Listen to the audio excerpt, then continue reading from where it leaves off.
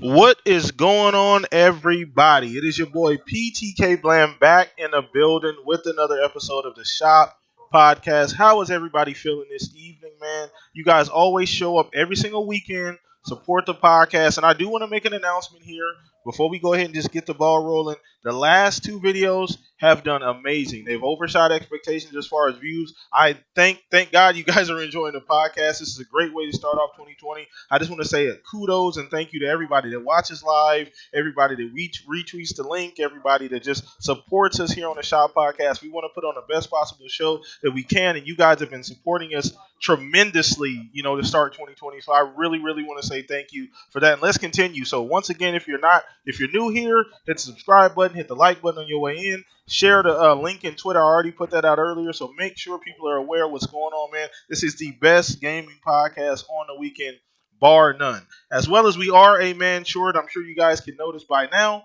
but it does not matter. Shout out to Stag. He's out doing some things with his kids. I think they had a karate tournament, so shout out to Stag and his family, man. He'll be back in a couple weeks, man. He's a pretty busy guy. But I got my two other compadres here. So we'll go ahead and get started with them, and then we'll just dive into the topics, everybody. Once again, thank you guys so much for showing up. We're going to go ahead and just start with you, Centurion. How you been doing this week, man? Anything cooking up in the lab this week? Any new videos coming up? Yeah, there was actually the video you retweeted that I recently released Uh-huh. on how like everybody seems to be doubting graphics and next gen. They're saying it's not going to be a big leap. I think it's going to be a big leap in a way that people don't see coming, and just developers taking advantage of how much memory power there really is in these machines, and able to create environments and worlds and experiences we haven't seen possible until now. Okay.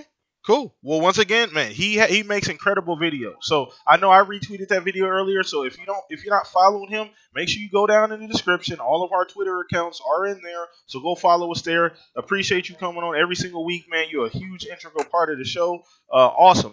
So go check him, Centurion, out. Go follow what he's doing. Subscribe to his YouTube channel as well, man. We're gonna throw this over to you, Mr. Fuzzy Belvedere, smooth operator. How you been doing this week, man? What's been going on with you? Not too bad. Just been busy doing work stuff and trying to get ready for next year on some things I want to try for next year. But yeah, for the most part, keeping a little eye on some of the stuff on Twitter as far as some of the stuff in gaming news, and looking forward to getting to these topics. So glad to be here. Right, every single week, man. This is what we do. So once again, man, if you want to be a part of the family, you want to be a part of this podcast, or just in general, you know what I'm talking about. Family, I mean everybody that watches, everybody that supports us. Hit the like button, hit the subscribe button, man. Let's not waste no more time. Let's dive into these topics. So let's go ahead and dive into the poll of the week. As you know, if you're new here, I do a poll of the week every single Monday on Twitter. So follow me. All that information is down in the description, and we talk about it today, essentially every single Saturday on the podcast. So this week, I had a real controversial poll of the week, man. I always try and do this, try and make the poll of the weeks fun, try and make them interesting, something to get people talking. So the poll of the week this week was: if you were the CEO of Xbox, Sony, or Nintendo, would you make these trades? So the options are Insomniac for a Ninja Theory, that's a trade, Smash Bros, God of War, Zelda Gears of War, Game Pass, or Nintendo DS. Essentially, what I meant was Nintendo's, essentially their not mobile division, but their DS division, essentially just that part of the company. So we'll start with you, Centurion. Which one did you pick, and why did you pick it, brother? We were talking about this before the show. I would have to pick the Zelda and Gears of War one, purely because I would like to see at least another developer's take on Zelda. A lot of Zelda games have come off as similar, just the same concepts. So I would like to see Zelda kind of reimagined outside of the norm of what we got. But then at the same time, it would be sad to see the Gears of War franchise get let go. That's But at the tough. same time, it's just I would be definitely interested in seeing what we would get out of another developer with Zelda. That was my whole reason behind it. Okay, that's a tough choice. It really is, because I mean, like we were talking about pregame. I'm a big Zelda fan, so for me, I don't think I'm making that trade. I mean, I don't know. I mean, if I'm CEO of Nintendo, I'm holding on to Zelda. That's just me personally. That's just me. So you said you would. So you said you would make the trade only because you want to see somebody else do a Zelda. Like Yeah, somebody somebody else's take on outside, Zelda. somebody that had a little bit more freedom. Because I understand that Nintendo allows other developers to do it, but they definitely have some strict rules and guidelines to probably have to follow when it comes to that franchise. Okay. I would, you know what? That's a funny thing about Nintendo too, is what they probably do. I mean, they keep things real close to, to their chest essentially, and that part of the reason why they do that is to maintain quality. This is why Nintendo games don't have updates when they drop. You don't need to. They don't have bug fixes and shit. So because they're high quality when they do come out. So I think that's why Nintendo has, kind of like they're in the big brother status when they come to making games, or even if somebody else is making a game, kind of like Platinum Games or somebody of that magnitude, they still oversee the entire operation just to make sure the game comes out the way they want it. So that is a good choice overall, Centurion. Very interesting choice as well. So we're gonna throw this over to you, Fuzzy. Let us know what option you chose, why you picked that option, brother. I went with the one that I see it almost as a no lose situation. You're almost on even ground, although hindsight's 2020. It's one of those things I wish I could see into the future on what Ninja Theory is going to be delivering here over the next few years and the next gen. I went with Insomniac with Ninja Theory because, I mean, in all Mm, honesty, you're not really losing anything. I true. mean, if Xbox was to get Insomniac, okay, we finally get our Sunset Overdrive sequel.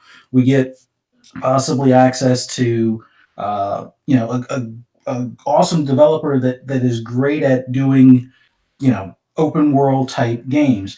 The catch would be, I know you said no red tape on this and stuff, but you wouldn't be able to necessarily transfer Spider-Man over because that's still a Sony property. But you know, I, it's still a hard choice because I like what I'm seeing so far out of Ninja Theory. Like if I'm Sony, I would want to grab, an arena type game because even though that's not their normal thing, that's something that will attract possibly customers from Xbox over to Sony.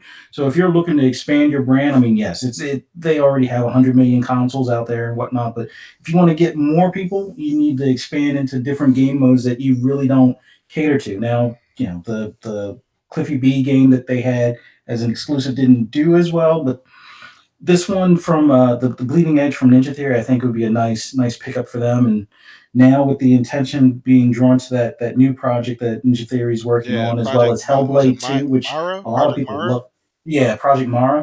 Hmm. It's like, and a lot of people loved Hellblade, and it was just like, I think it was just like a peek into what their potential is as Sony, that would be a nice get overall. I mean, I'm pretty sure they're happy with Insomniac, and they still have a ton of titles that they own rights to that they can always call upon them to do with that current setup with like a Resistance Fall of Man, which was one of my favorites back in the day. But it's just all of these were tough choices, but I think you don't really have any loser on the Insomniac versus Ninja Theory one. I think that one, I wouldn't say it's an even swap, but it's like the future potential versus what's already been seen out there. And Ninja Theory has some pretty decent ones in their past too, with one of their earlier Devil May Cry. So I don't know. That was just my choice, just because I think you gain more or you gain either way from either side making that trade, and you don't really lose anything in the process. The other ones, those are just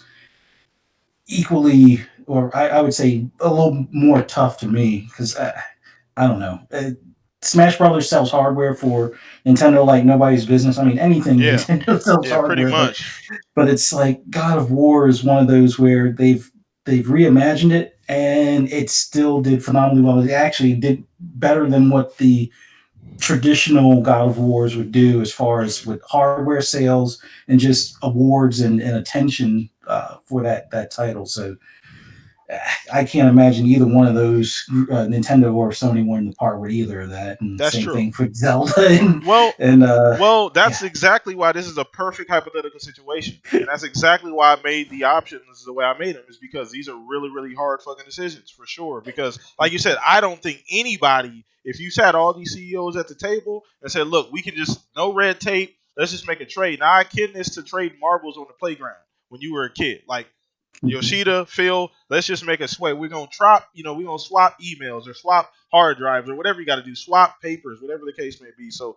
for me, looking at the options as I was making it, I honestly, I don't. I mean, all of them are tough. Now, I think honestly, at this particular point, the one I would choose was probably the one that got the least amount of votes. Would be Game Pass for Nintendo DS. And I know you're like that's probably blasphemous, especially because we kind of see where video games is going, mobile market.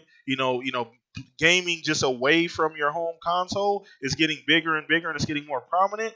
So, but as of right now, if I had to take on, if Nintendo was said, okay, you can have the entire DS market, I'm taking that market like over. I mean, because it's for me it's more of a sure thing right now, and I still don't see that market getting any smaller and or drying up at any point in time. Yeah. So I don't know. I just don't think, even though as Game Pass gets bigger, even if the X Style takes off, I don't really see that hurting the DS market at all. Would you agree with that? Yeah, I think the DS is just it's always well, I don't say always, but it's always seemed like it's a go to for portability for younger gamers and us older gamers as well. It's just it's like a staple. It's something to keep your hands busy or your attention while you're waiting in line or while you're on the road or whatever the case is. So I I don't think that would hurt the sales in any way as far as the DS, but yeah, it's man, that's another tough one, especially Yeah. considering how well Game Pass is doing right now. I know right now Microsoft is probably not going to want to part with Yeah, that no. for almost anything right now. Yeah, I would assume. But like I said, that's what the information we have right now. We know we see where game is going, so that's it's tougher to make that decision. I say maybe a Mhm. couple years ago when XCloud wasn't something that was on the radar, wasn't as prominent. That probably would be a no brainer. Like that probably be a no brainer for sure because you're. I mean, this is one thing about Nintendo that I do love is that their fans are loyal as hell, and they've already saturated that market. It is their market. There's no competition in that space at all. Who's Yeah. to say that when as xCloud gets bigger, there's gonna be competition in that space? You got Amazon, you got Google, you got all these other people trying to take advantage of that xCloud and the gaming things like that. There's nobody competing with Nintendo in that space at all. Nobody even gonna try. So I think that's why I Mhm. picked that choice. But that was a good warm up topic, everybody. Let us know in the chat which option you guys would have chose as well and why you would have chose that option, man. Let's keep this thing going. Hit the like button on your way and subscribe to the channel if you have not already subscribed. Appreciate and love you guys. Let's keep this thing moving, man. It's got some good shit to talk about today. So this is the next topic we're talking about is going to be Xbox first party studios in go mode. What I mean by that is I'm talking about like the initiative, Playground Games, Rare, they've been extremely vocal and active on Twitter. And I've been seeing, Phil already got an idea. Like they're already throwing ideas as far as the initiative about the game that they're making. Like they've already talked to Phil and he's already seen some things. And I'm just talking about essentially they've been ramping up. Like they're going 100, 110%, 150% now with production, with everything that they're doing. And it's so exciting to see that these studios are working extremely hard. And this is why we said back when they purchased these studios that this is going to be the result from this point forward. They're going to be working. I mean, we talked about who was that? They had three games since he Rare working on three separate games. You know what I'm saying? We got no. There was Ninja Theory is doing three games. I apologize. Ninja Theory's doing three games. Rare may be doing two or three. So I just want to talk about that with you guys here today. Once again, let us know in the chat what do you guys think about these studios ramping up. How do you feel about that going forward? So let's start with you, Fuzz, since you left off on that.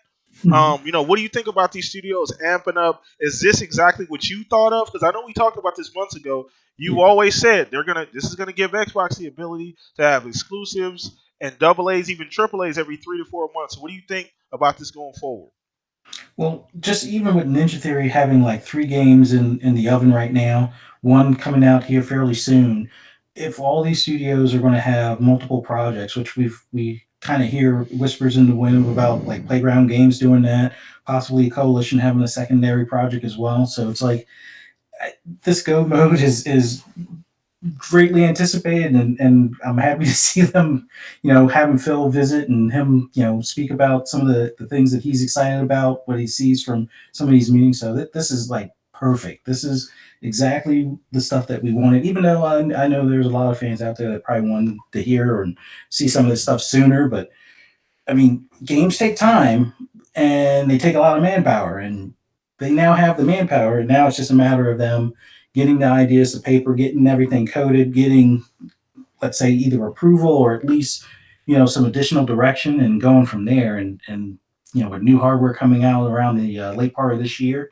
Mhm. hopefully having some games within the next year, or so they say, like within a year or so, they'll be more focused towards that hardware. Mhm.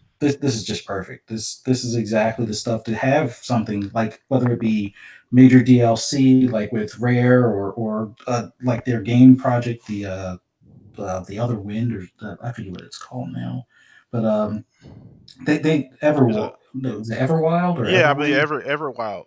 It was what is Yeah, Centurion? What is the name of the rare game that they showed the trailer to? I think was that. Let us know, chat. I think it's Everwild. If I'm correct. Just let us know, chat. Go ahead, Fuss. yeah, that Oh no, it's having Everwild. It's yeah, Everwild. Okay. Okay. yeah, Cool. having games like that in the works while they're working on DLC for another major game, like with the Sea of Thieves and things like that. This is the perfect storm for something every quarter, something that will keep us, either coming back to Game Pass or coming back to the Microsoft Store or the Xbox Store, picking up games, trying them out, playing them, buying them, whatever the case may be. But this is exactly what Xbox gamers have been looking forward to. Absolutely. And like you said, we've been talking about this for probably a couple years now about Yeah, having the ability to, be able to do these things and be able to, make these moves and put these games out on a semi-consistent basis, on a more consistent basis than they have been.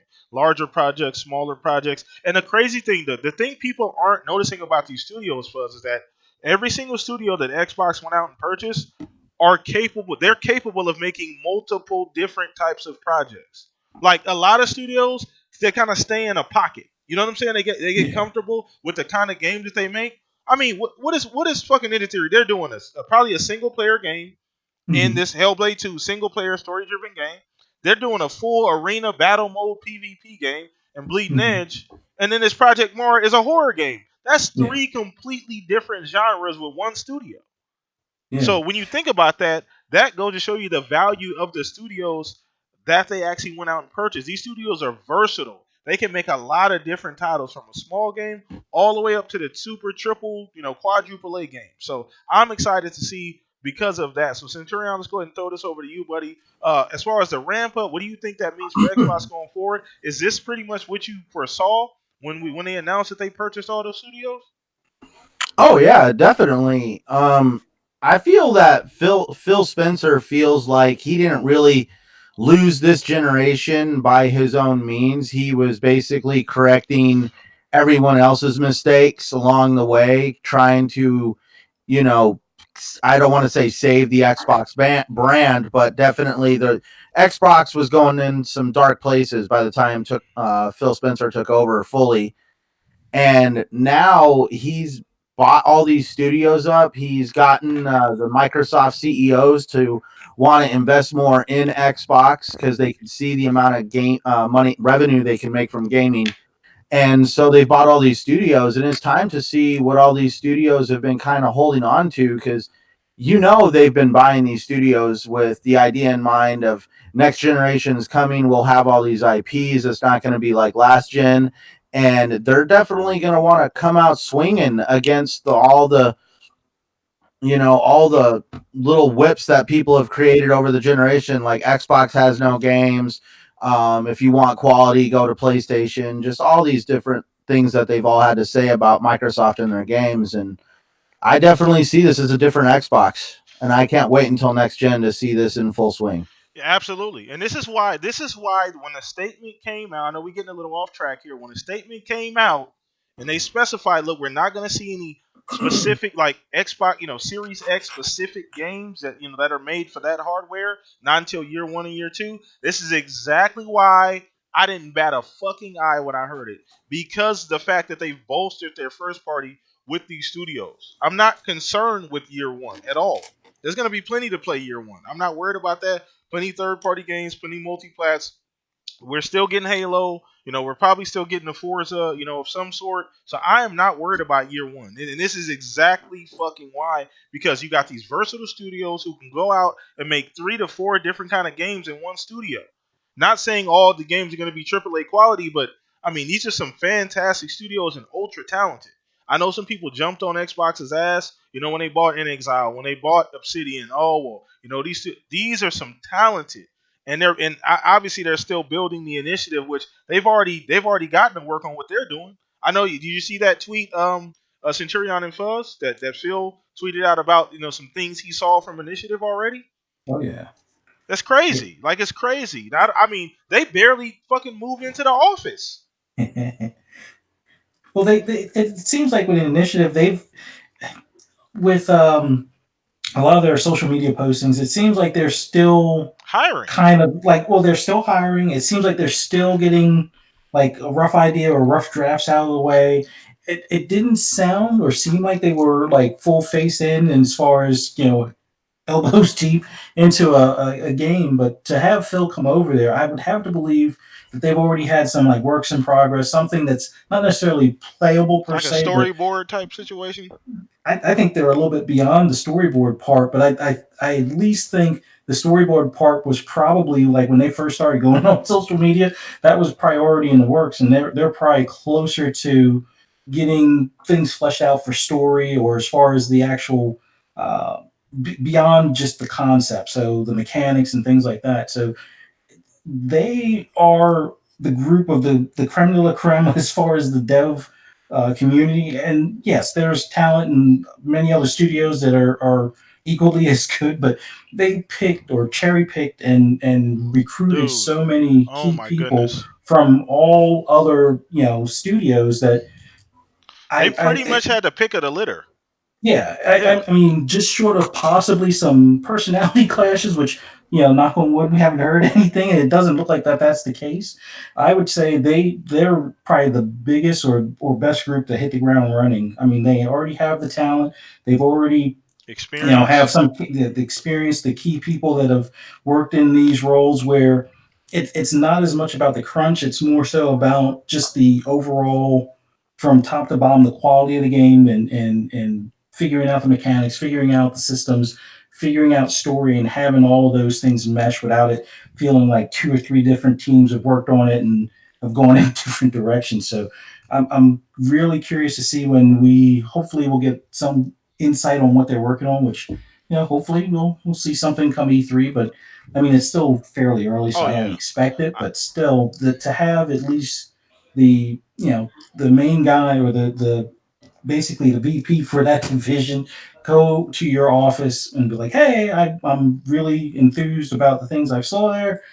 That's already a good sign, yeah. considering that's a team starting from scratch. I Yeah. mean, you can't knock the fact that they're not even a full year old yet. I don't believe at this No. point. So Yeah. to have that much encouragement, yeah, it's going to be great. Oh yeah. Come 6 months from now or Oh yeah, so. and we ready for a party over here, baby. That's all I'm saying. I already know. So I mean, things are cooking up. Xbox is cooking up a lot of great things.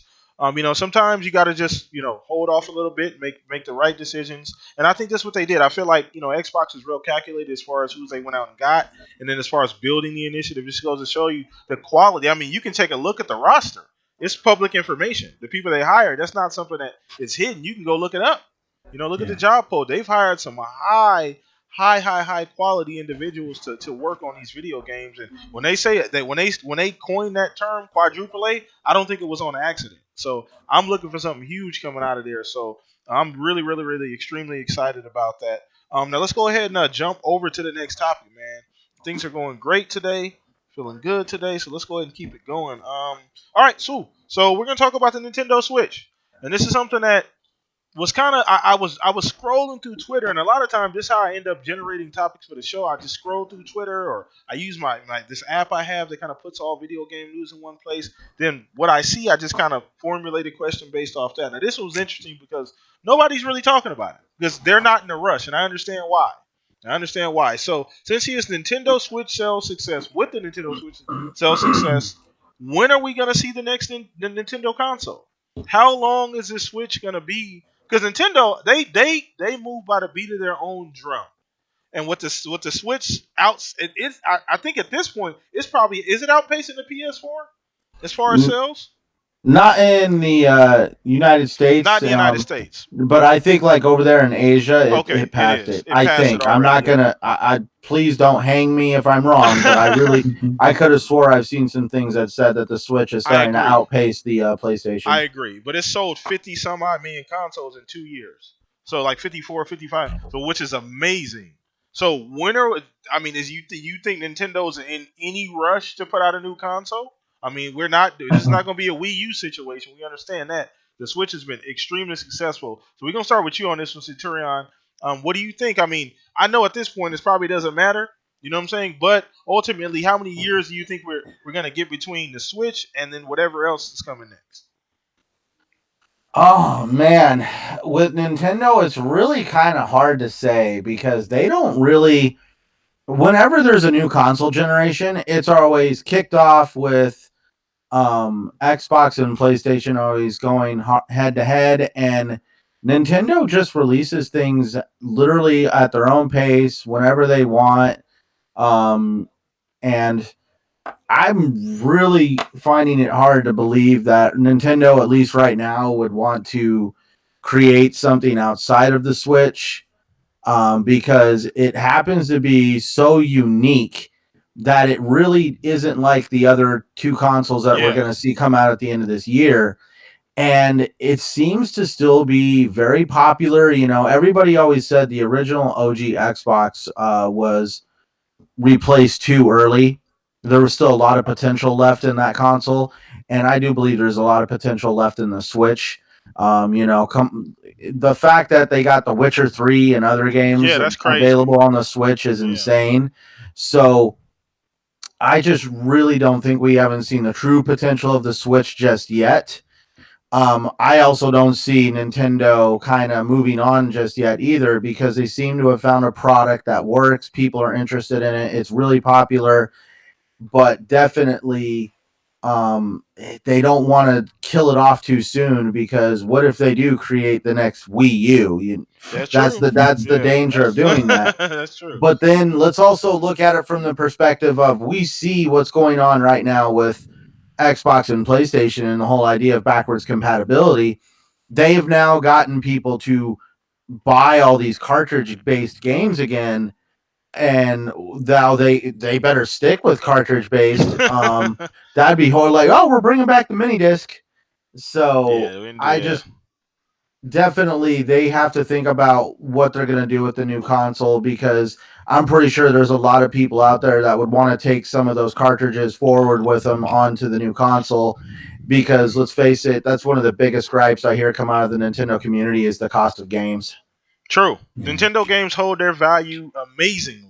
They do not lose value. You don't see a ton of Nintendo sales. You rarely. I mean, you get them around the holidays. Obviously, that's more of a marketing thing. That's more of a holiday essentially. But you don't see a ton of Nintendo sales. But yeah, it's true. Now the wrinkle with all of this is that the report came out recently. Now I don't follow Nintendo as closely as Sony or Xbox, but I saw a report come out that they're not doing another console or another version of the Switch. So that for me, that's the wrinkle. Because if they're not gonna put out some type of pro or some kind of like slightly upgraded, version as far as on the hardware side, this thing can only go so far. I mean, we gonna get another maybe 2 years out of it before they almost have to do something different.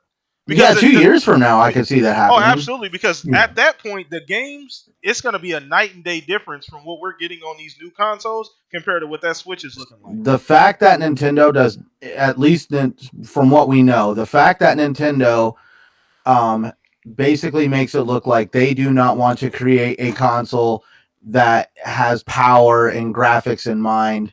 So they do, at this point, it looks like Nintendo does not see themselves even competing with PlayStation and Xbox. They're just doing their own thing. But the crazy thing about Nintendo, and you're saying that, which is absolutely true, and I've always said that's a generation, and I've always kind of looked at it from a standpoint like, why wouldn't they? Why wouldn't they? But I've just come to find out that Nintendo, they don't give a shit of what's going on. Nintendo is going to do whatever Nintendo wants to do, and it works every single time. It works. Well, just about every single time. The Wii U, we just talked about that, didn't work then, but as far as the games, loyalty, Nintendo has an aura that Sony and Xbox do not have.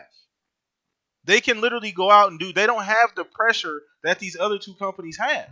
They go out, they give their fans what they want, and they're fine with that. They cater to the market that they have, and they're 100% okay with that. So obviously, I don't think there's going to be a big rush on a new console, but I think at a certain point, your shit's going to start looking like the 360. compared to these other two consoles. So at some point, you're going to look like, okay, we absolutely need to make another hardware jump because the gap is just going to be too big at that point. As far as like these third party games, you were just talking about The Witcher being on the Switch. These games that are going to be specifically made for the PS5 and Xbox, the Series X, they're not going on that Switch. Good luck with that. So I think at a certain point they're gonna have to make a jump. They're gonna have to make a jump. So let's see where we're at. Oh, okay. So Forte. Let me go ahead and let me go ahead and send Forte a link. Sorry guys, go ahead, Fuzz. Go ahead and just piggyback on what I was saying. I'm gonna send this oh, that's great. I was just like, let me in. Like, what did we say? Something wrong? No.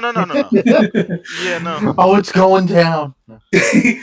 No, when I saw that they Nintendo, I guess their last console, or at least for a year or so, that they're going to release is that Animal Crossing one, which is like a special edition skin type of thing.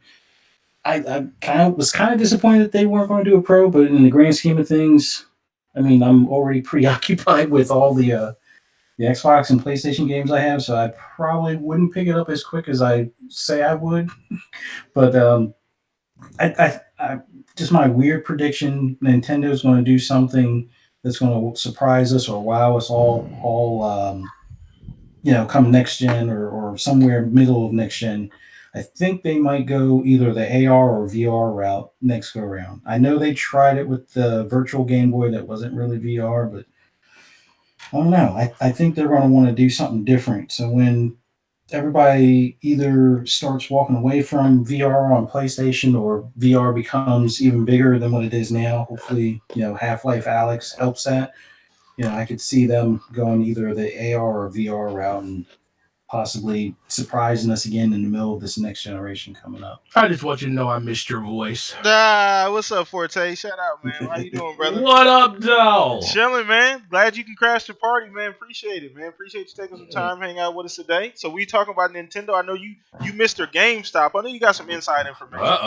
I know. Here you go. I know you got the inside track on what's going on, but we just talking about essentially Nintendo and the. You got any insider trading info that I can use? Oh, my pockets are feeling a little light. But buy Nintendo, buy high, buy now.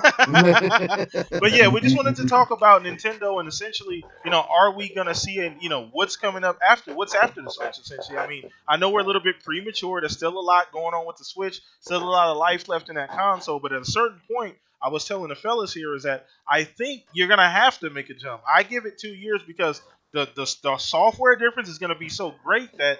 Like your games are gonna and it's not about the game the way the games look, but I think the gap. And when you're talking about third party games and being on everything in these multi-plat games, these games that are going to be specifically made for the Series X and the PS5 aren't going to be able to go over to the Switch. You're not going to be able to move those games. They're going to be too large, too detailed. Maybe they'll be able to strip them down, but I don't know who's going to want to do that. So I'm throwing this question to you, Forte. What do you think about that, man? What's going on with Nintendo for the next couple of years?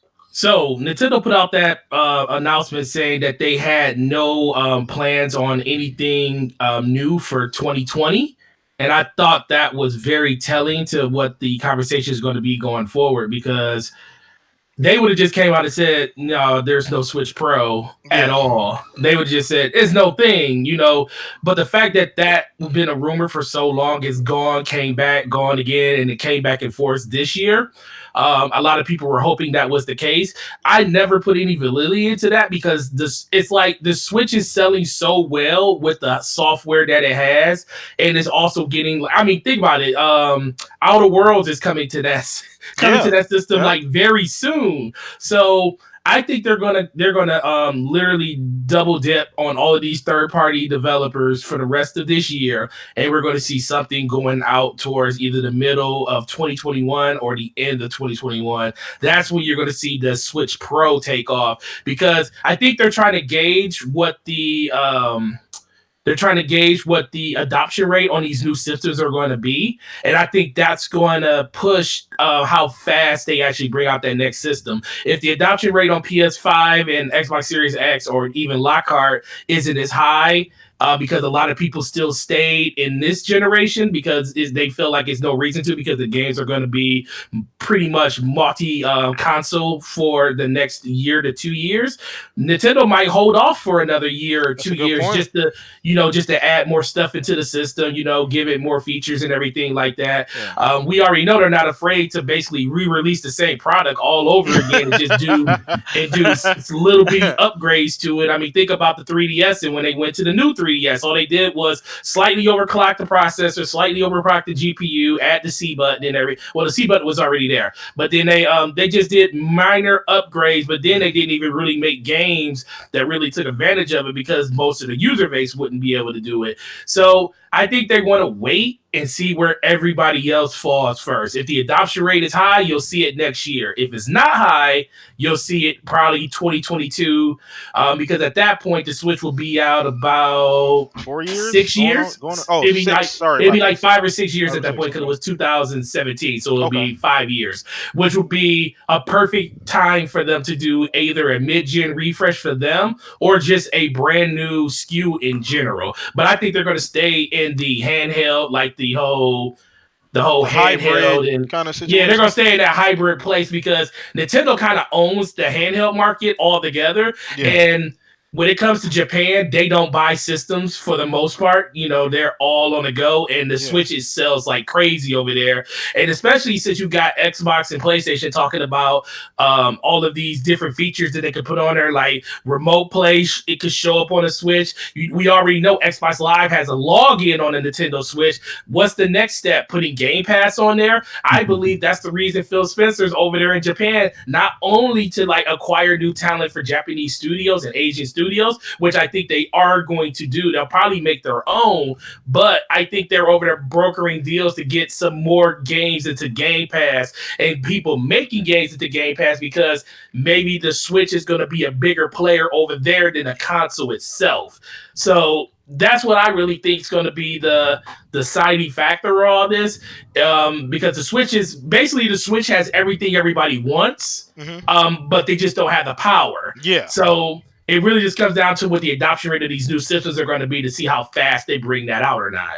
Okay, that was a lot of information, and it was a lot of valid information as well too. I told you guys, he got the inside scoop over there. Forte, you gotta be careful, man. Can't be giving What you out too talking many about? tidbits, man. They gonna start calling you an insider. Oh Lord, here you go.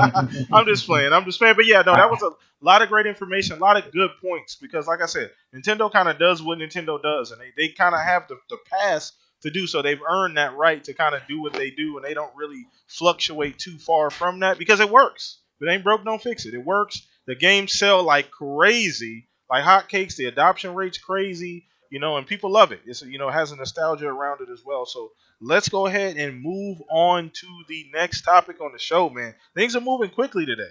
Moving a lot faster than normal, but appreciate you guys watching this. Make sure you hit the like button as well. Subscribe to the channel if you have not already subscribed. Retweet that link on Twitter as well, man. Let's try and get this thing packed out. So I want to talk about something that's kind of ironic. Very, very ironic. Now, I'm not saying no names. I'm not calling any particular fan base out. We're not doing no finger pointing. We're not doing any of that, okay? But I thought this was very, very interesting, in contrast to how people talk on Twitter. So essentially, I saw an article about EA's earnings over the last 12 months, specifically microtransaction earnings. So they've earned over $2 billion in microtransactions over the last 12 months. So my question is, what are we doing? Because we can't simultaneously complain about microtransactions, but we're still supporting them on a consistent basis. And this is EA people. We understand people. EA has that, they have that aura around them. We know what EA does. At the end of the day, the almighty dollar is the only thing that matters at EA. So I just want to get you guys' opinion on that number. That's a lot of money that's being spent as far as microtransactions on things that I think universally as gamers, we've come to the conclusion that none of us really like microtransactions. I feel if you ask 10 people, at least 7 or 8 of them will be like, no, I don't like microtransactions. So I want to get you guys' opinions on that number specifically, as well as what do you guys think about just the future of that, and people are still, doing microtransactions on a daily basis. So let's start with you, Fuzzy. What do you think about EA? They're still making hand over fist, in cash. as far as microtransactions going forward. On the bad side of things for us gamers, yeah, they're making money hand over fist on that, but it's I don't think it's nearly as much as what Rockstar was doing at its prime with online for GTA 5. Yeah, yeah, So there's still a lot left on the table, and unfortunately, I think EA still is searching for that amount or that particular customer base. But on the flip side of things, there was also the announcement that I think what was it the Jedi Fallen Order sold 8 million copies and probably stands a chance of getting somewhere around 10 million copies come March. hmm So there is still room for single player games to make money, and hopefully that sends a nice message to EA to continue bringing those types of games out and maybe a Dead Space or something along those lines. But yeah, in the grand scheme of things, with these microtransactions, yes, the vocal minority of us that are on Twitter in comparison to all the gamers out there, yeah, we hate microtransactions. We'll never use them, or at least most of them, unless yeah. it's maybe cosmetics. But unfortunately, there's a lot of people that use them. I know a lot of people use them for like the NFL team stuff with Yeah, the Madden. I my know a lot of player, people my for team. FIFA. Oh my god, the and it's not just like the kids that the parents didn't block the card from the account. No, it's some of the adults that It's mostly they're adults. yeah, it's like they're full on into FIFA, and they're going to spend as much as it needs to get that A rated team that they want for legends and things like that. So it's I don't know. Microtransactions unfortunately are not going anywhere anytime Yeah. soon until developers can figure out another way to monetize stuff after the fact. And Now, it's I want definitely to we're make going a to have to deal with. distinction before you continue because microtransactions aren't inherently bad. I don't want nobody getting it fucked up because I'm not saying that they're bad in like the word. No, that's not the case, and that we're not saying that either that they're inherently bad. It's just that obviously we understand, most of us watching, if not all of us, understand that if done in the wrong way, then it is detrimental to whatever game that they're part of. So the fact that we've had so many instances this generation where these companies have stepped, they've stepped over the line and tried to, do things that were completely anti-consumer, but at the same time, they're still making tons of money off microtransactions. And I can't, I mean, obviously, I don't know the breakdown on if those are all cosmetic or not cosmetic. Obviously, it doesn't matter; it's all money. But at the end of the day, I think that it's interesting to see that that part, something that we all have talked about, something that we all, essentially have the same opinion on, is still a driving force of the industry. So it's pretty crazy. So let's go ahead and throw this Yeah. over to you, Centurion. Let's get your thoughts on EA. Obviously, they're the king of microtransactions. The amount of money that they've made over the last 12 months, even knowing that they've had a bad reputation this generation with those things. Man, the microtransaction debate. I will definitely say kudos to EA. They're always making tons of money with their microtransactions. Now, this is probably going to be very common. People might even look at me different, but I actually use microtransactions. It's Gasp. right. No, I've definitely been in that. People are like, why do you use them? I'm like, I'm not going to say that all my microtransactions are alike and that some are good. I don't want to call them good, but I'm just going to say some are very unintrusive. The kinds of microtransactions I don't like are ones that are geared towards pay to win, like EA's, the whole card thing where you got to randomly buy cards for your legend team or whatever. I hear about it in FIFA. It's stuff like that which makes it absolute. I don't like the addictive side of microtransactions that literally are in theory like that slot machine trying to get Oh, that we get that into politics perfect now. skin, that perfect character. But I do like the microtransactions where it's like, oh, I like that look on the character. Like we'll use Rainbow Six Siege.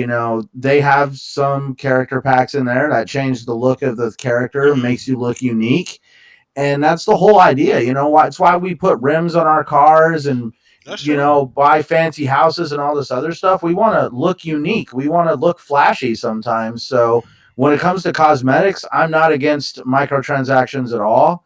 It's pay to win stuff I don't like. One thing they really need to do though is bring back the idea of DLC. I remember back in the day, when you played a game, you were like, God, I wish that game was longer.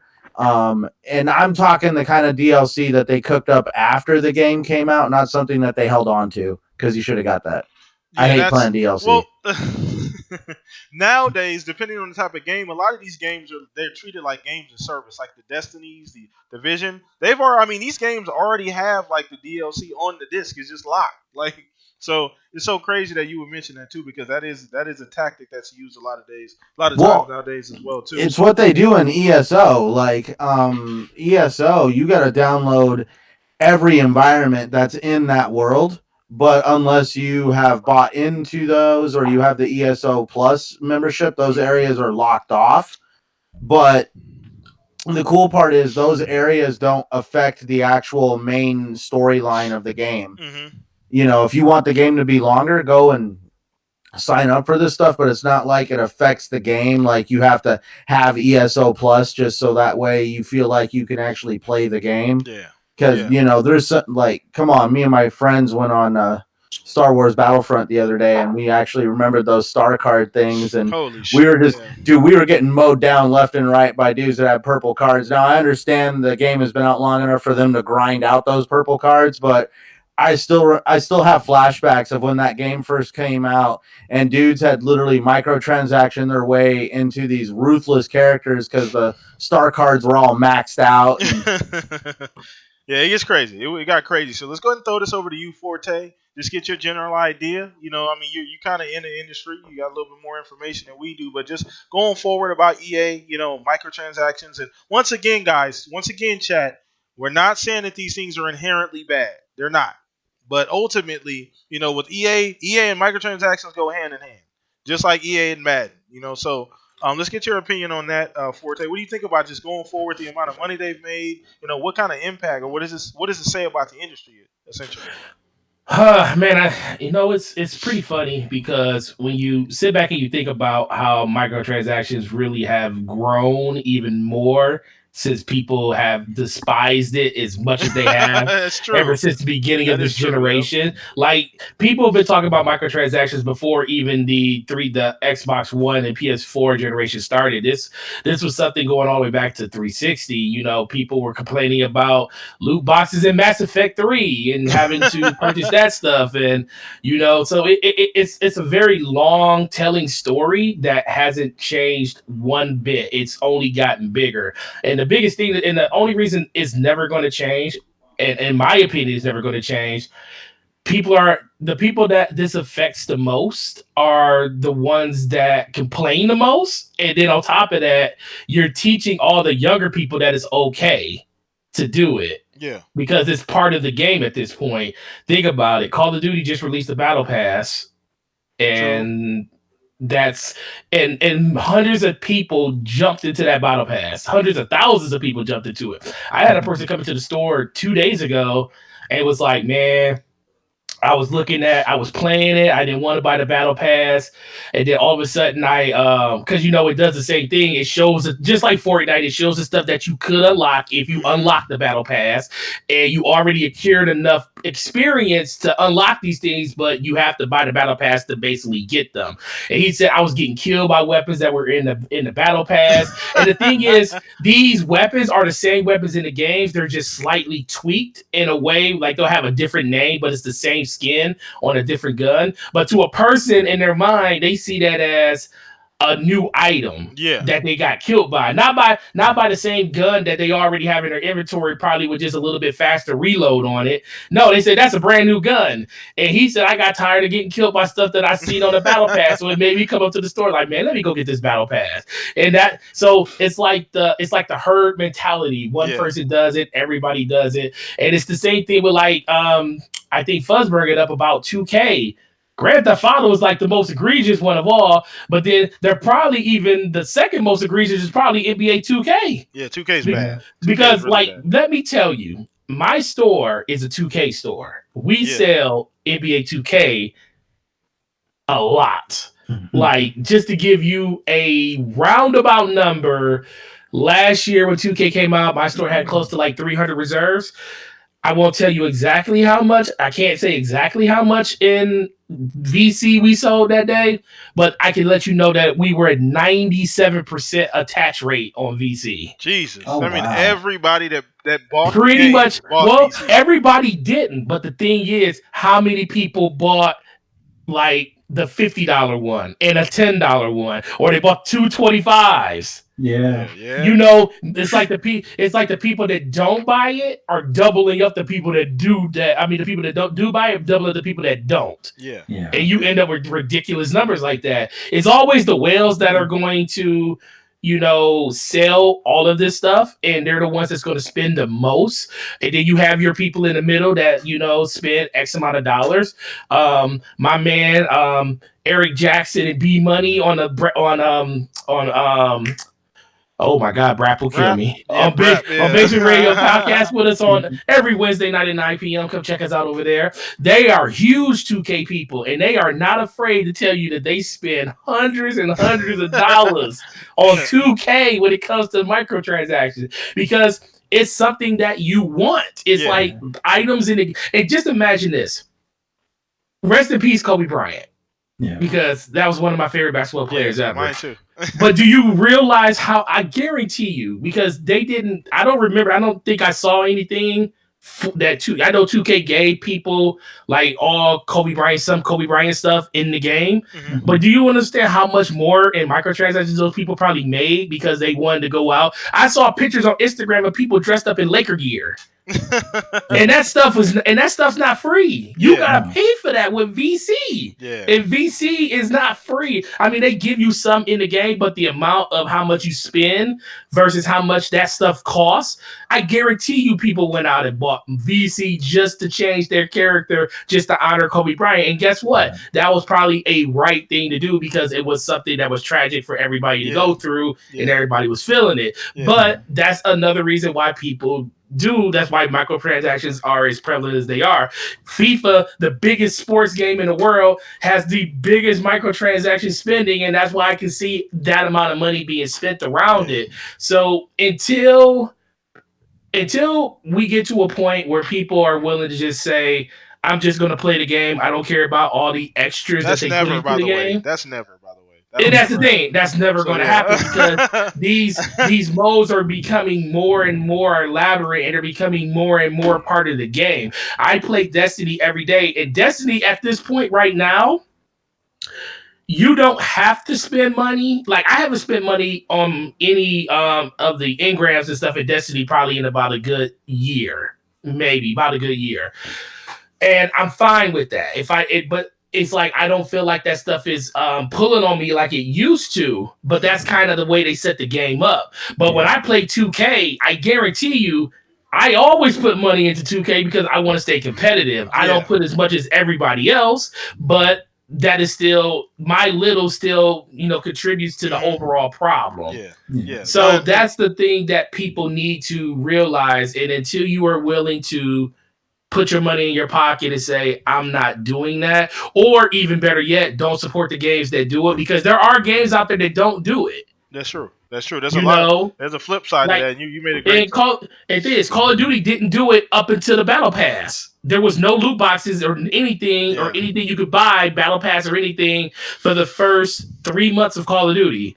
And then they just added it. So and they figure, obviously, Activision ain't never too far away from money. We understand that. Activision. Oh no, never. Yeah, they're not gonna let that ride for too long. Oh yeah, we finna give you a season pass, something, something for you to spend some damn money. So yeah, that's what it is. So that's a damn great argument, essentially.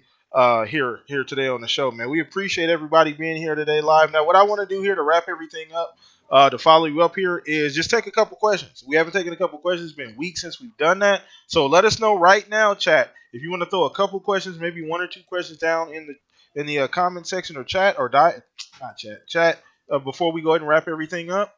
Just let us know what you want to talk about. Let us know whatever it is, and we'll go ahead and see if we can answer that. So. But yeah, it's been a good show so far. Make sure you hit the like button, subscribe to the channel, man. It's been amazing. So let us know in the chat what you guys want to talk about. Go ahead and throw us a question or two, and then we're going to go ahead and wrap this thing up, man. So I'm going to do a couple quick shout-outs here while we're waiting on questions. We got Crazy Greek Dude, The Blue, More Cloud Tech USA, first time here, first time I see him. Shout out to you, Smitty Smith. Let's see who else is there. Zinc, my guy, Megatron, everybody watching live that may not be in the chat. Appreciate you guys. Enjoying the show as well. Hopefully you guys like it. Born Distracted as well. So yeah. So anybody gonna throw anything in there, or even on the panel? Anybody got anything they wanted to talk about before we wrap this thing up? Oh, Shonsu just asked something. Here we go. So, would you be interested in a handheld Xbox streaming device? We've actually talked about this on the podcast. Now, I guess we'll just do this open forum style. So whoever wants to take that question, go ahead and take it. Look, man, just give it to me on the Switch, and I'm happy. Oh, see, I mean, at this point, it's like it's not a bad idea for Xbox to have their own. But the one thing that I like about what Microsoft is doing right now, they're leaning into their competencies 100%. Yes, they're not a hardware company. Exactly. They only make hardware because people want the hardware.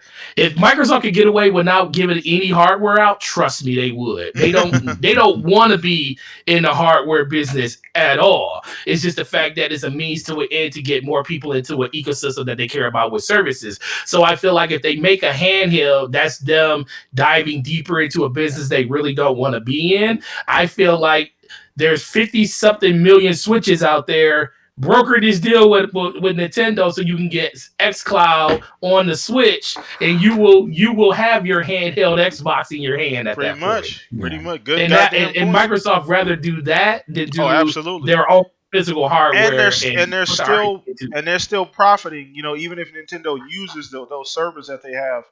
So I mean, it's just like what they're doing with PlayStation is using the Azure servers, correct?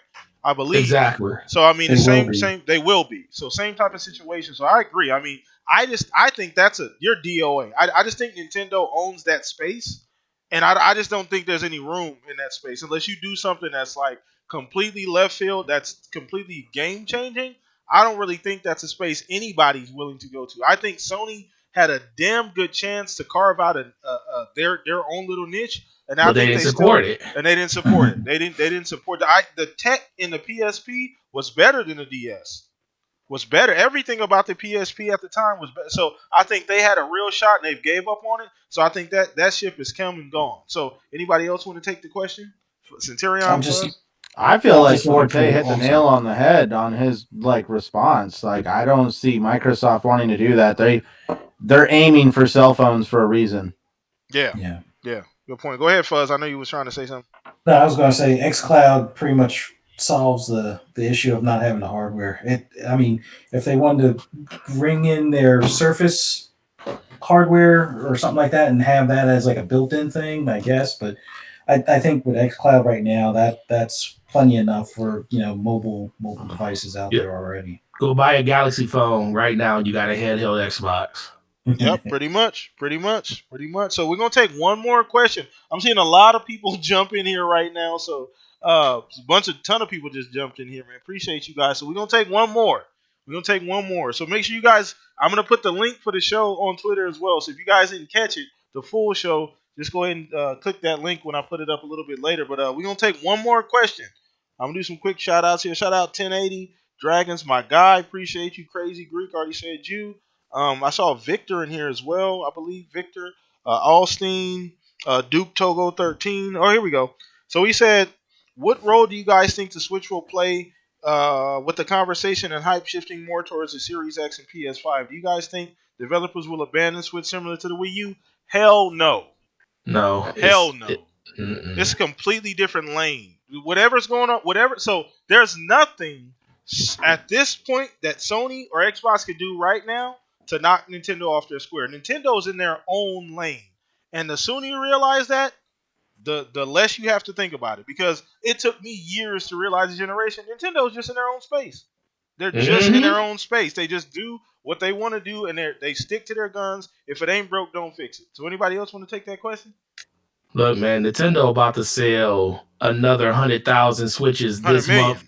And by March of this year, they will probably sell another 3 million Switches because Animal Crossing is coming out with their own Switch, and that color wave is fire. I pre-ordered one myself, and I had about a good 30 people that pre-ordered that thing in the last 2 days. Yeah. Nintendo has this aura when they put out a good product and they have backing. Like, think about the Wii never had third-party support. None. Yeah. And it sold 150 they had million shovelware consoles. support, Yeah, but not real third-party support. That system sold off the backs of older people and Wii Sports. That's what sold that system. The Switch is a legitimate system that has third-party support. Yep. And we always said, what happens if Nintendo gets real third-party support? This is what happens. they're tracking to beat the PS4 in sales as of right now. Yeah. And I told people this years ago. Yeah, in half the time. I told people this years ago. I was like, dude, the Switch is fire. And if you don't believe it, wait a couple of years and you're gonna see the fact that they're at almost 56 million Switches sold, and they're only 3 years in. It's crazy. Dog, it's at this point, it's a done deal. The only thing that can stop Nintendo is Nintendo themselves at this point. Yep. And I believe, and this is the other thing people don't realize, when you got a handheld, it really truly speaks to being able to have multiple ones in your house. I have 3 Switches in my house, one for me, one for each of my kids. It didn't start out that way. I had one at the beginning. And then my kids wanted to take it away from me. And I'm like, hell no. And then they weren't going to share. So I ended up buying 2 of them. And I'm a very smart and savvy shopper and stuff. I work at a game store. So I really didn't want to do that. Think about all the other people out there that's buying 3 and 4. And then you got the people that are upgrading and switching over and buying new colorways and all this other stuff. That's what Nintendo is doing because they know who their fan base is. When they do these Nintendo Directs, fans run out to stores and pre-order their games at the highest clip. That's why they got a 12.66 attach rate. It's ridiculous. It's pretty crazy, bro. It's crazy. Yeah, they're in their own space at this particular point. So, Fuzz, since you're, I don't know if you guys want to take that before we wrap it up. I forgive me, I'm not the world's biggest Nintendo fan, but like I said earlier, I kind of see them seeing themselves as their own thing. Okay. All right, cool. Fuzz, you want to take that? Yeah, Forte touched on all the good points on that. Like, no one's knocking them off of their podium. No, they're going to continue to sell. Third party support. Maybe in 5 years it'll dry up for the current Switches out there, but we kind of believe that there'll probably be a Pro or some sort of new iteration in the next 2 or 3 years. So at that point they'll already have something to accommodate the next level of games or the newer generation. So they're good where they're at. People thought the 3DS was going to be the death of that. They say, 3DS is only going to last so much longer. Well, newsflash, the new 3DS is the Switch. That's all they did is make a new version of it. Newsflash. So that's one thing about Nintendo. We've said it on the show. I get on Nintendo's ass just about more than any other, podcast that you probably can even watch outside of a Nintendo podcast. But that's one thing that I do understand about Nintendo is that they're just in their own space when it comes to, they just do things differently, and their fan base are extremely, extremely excited and loyal to everything that they do. Whether it be good, whether it be bad, whether we look at it indifferently, it does not matter to Nintendo fans. They're going to buy whatever Nintendo puts out. It does not matter. So with that being said, we're going to go ahead and wrap the show up, man. It's been an amazing show. I know you came a little bit late, Forte, but I appreciate you jumping in, man. Filling Stag's place just for today. And shout out to Stag, too. I know he was in the chat a little earlier as well, too. Shout out to him and his family, man. But yeah, we're going to go ahead and wrap this thing up, man. You guys have been fucking amazing. Another show in the books, man. Show is getting better every single week, so I'll go ahead and let everybody here on the panel, let everybody know what's going on with them. We'll start with you, Forte. So appreciate you once again jumping in a little late today and just hanging out with us and spending some time. I know it's been a little while since you've been on the podcast, but thank you again, man. Let everybody know what's going on with you and where they can find you at, brother. Oh yeah, no problem, man. I jump in every once in a while when I was off work today and I jumped. I said, PTK is on. I said I ain't been in there a while. Yeah. So I wanted to come in there and come say hi to you guys. I saw that usually when I see you got a full panel, I'll just say, he got too many people in there. I'll just let them go. But when I saw it was just the three of y'all, I was like, oh, let me jump in there with them. They ain't got that much going on really. Yeah. So, but yeah, man, it's always a pleasure listening to you, man. You always bring good news and information. Same thing to Centurion and Fuzzy. He come to a couple of the podcasts I'm on, and I always shout him out in there. But other than that, man, it's Gaming Forte on YouTube, Gaming Forte on Twitter. Shout out to my boy Salty is Gaming in the chat. That's my boy. Shout out Salty. Other than that, guys, you guys have a great week. Enjoy the Super Bowl because the 49ers are going to win. We're not talking about that. We're not doing that on this show. This will be the first time I ever edited anything out the show. I've never. Sorry. Oh, please tell me you don't want Kansas City to win. I mean, I'm a Steelers fan, but we'll talk about that later. Well, I'm a Patriot fan. That's why I don't want That's why I don't want That's why I don't want Kansas City to win. Okay, I get it. I don't know. We'll talk about this all. You don't want because this will make the podcast 2 hours long. For sure. But let's go ahead and throw this over to Centurion, man. Let everybody know what's going on with you, where they can find you, what you got cooking up, brother. Well, as always, trying to work on content as much as life will let me.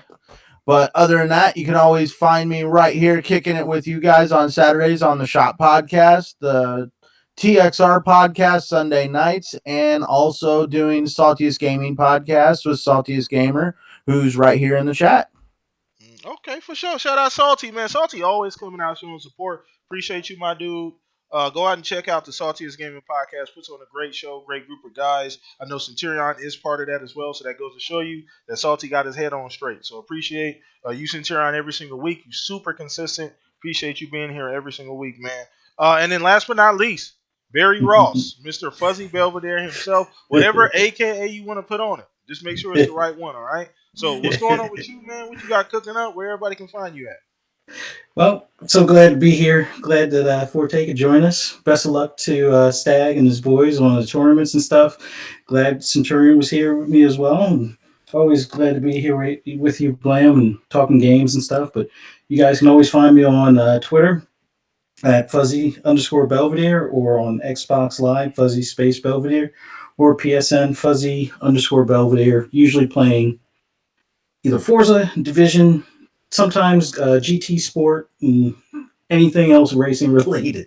So yeah, awesome show, awesome chat. Like everybody, thanks for coming out. Great to see everybody up here. Just checking us out, posing questions, the whole nine. Appreciate it. And once again, I want to say a big thank you to everybody that comes out and watches every week. And I can't emphasize this enough. You guys are amazing. The show has been doing phenomenally every single week. It gets better and better. You guys have been coming out. The numbers have been going up. So just appreciate, hopefully you guys are liking everything we're doing. We're definitely going to add some twists to the show because I really this year am focusing on separating this show from other ones you guys watch throughout the week because there are 20 podcasts a day on YouTube. So I really want to separate ours. So once again, part of that is you guys giving me feedback on things I can improve, things I can change. So DM me on Twitter, follow me there. All of the information's in the description.